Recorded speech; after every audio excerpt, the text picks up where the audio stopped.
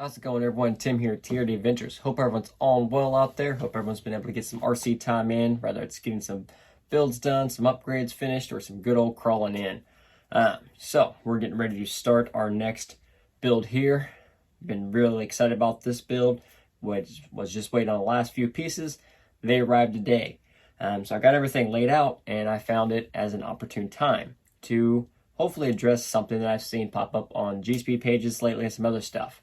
When it comes to building a Gspeed chassis, or in just general building a ground up vehicle or an LCG, kind of what all do I need? So now that I have everything laid out, hopefully I can address that some.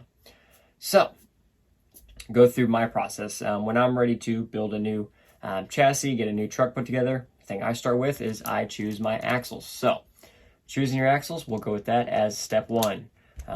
Lots of axle options out there. Kind of up to your choosing, what you're feeling budget-wise, what you're feeling. Do you have spare axles around, donor rig, stuff like that. So I choose my axles, and then next I decide what chassis am I using. Building a Gspeed. We have the V1C1 chassis here with bolt-on shock towers, which is Sorca Class 1 legal. So if you're looking for a Class 1 style truck, this will be your chassis choice. Or building one of the Gspeed V3 chassis.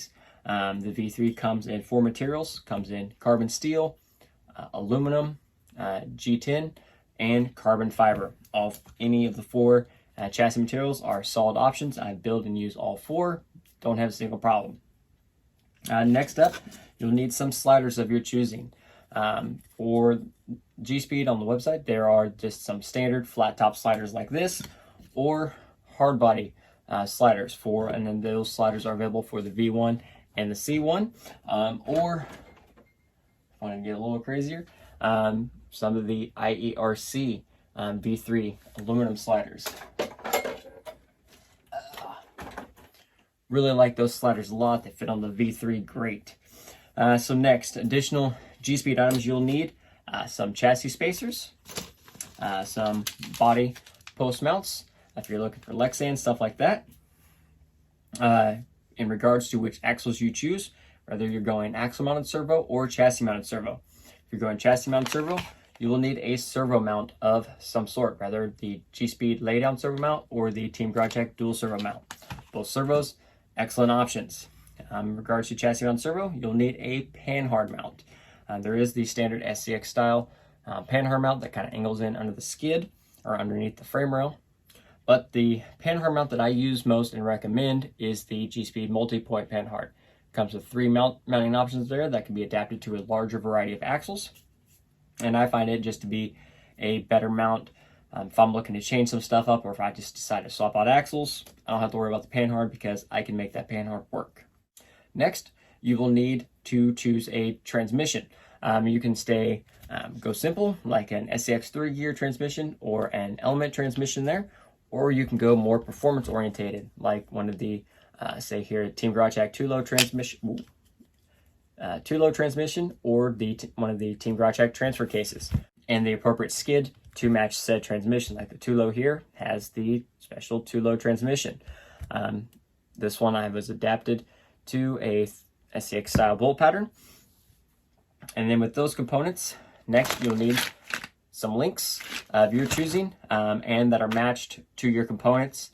And I mean matched to your components: axles, chassis, skid plate, and then wheelbase of your choosing. Short wheelbase, kind of that standard 313, or want to stretch out to a longer wheelbase.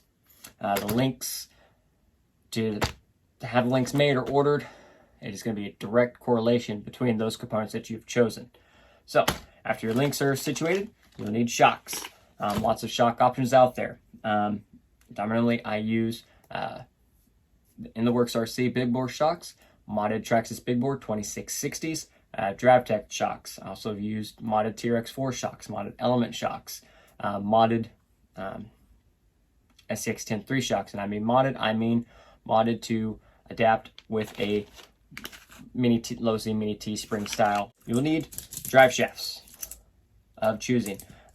Drive shaft options out there. You can have them made, standard wild bore, stuff like that. If you're using a transfer case style for motor mount style transmission setup, you'll need 2 drive shafts, and then you will need a prop shaft as well for that instance. Next, electronics. You will need motor, an ESC of choosing. You need a servo or servos of choice. If you're using just a standard single servo, or you're going with 4-wheel steer or dig, stuff like that. Bumpers of your choice. You can purchase some bumpers, have bumpers custom made, or make your own bumpers. So there are lots of bumper options out there, so just do some searching, see what's out there, see what people are using, see what bumpers you like, what style fits your build, what style fits your body. Next, you will need wheels and tires, obviously. That is hopefully was a given, but you just never know anymore. So, wheels and tires of your choice, lots of tire options out there, tons and tons of wheel options out there. And in addition to that, you also need a body of choice, whether it be Lexan or hard body, or you have the skill set and can custom make your own body. Custom making a body would be pretty sweet, but we've seen my cuts and we've seen my painting. We all know that's not going to go over very well. So Lexan and hard bodies it is for me. That's going to wrap this one up. Just something short, to the point. What components do you need to put a whole truck together?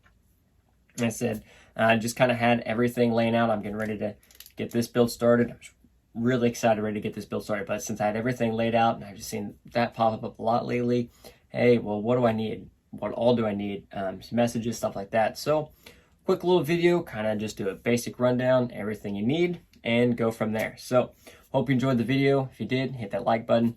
Subscribe to the channel if you haven't already, and enjoy what you see and want to keep following us along. Meantime, everyone, have a great one and crawl on.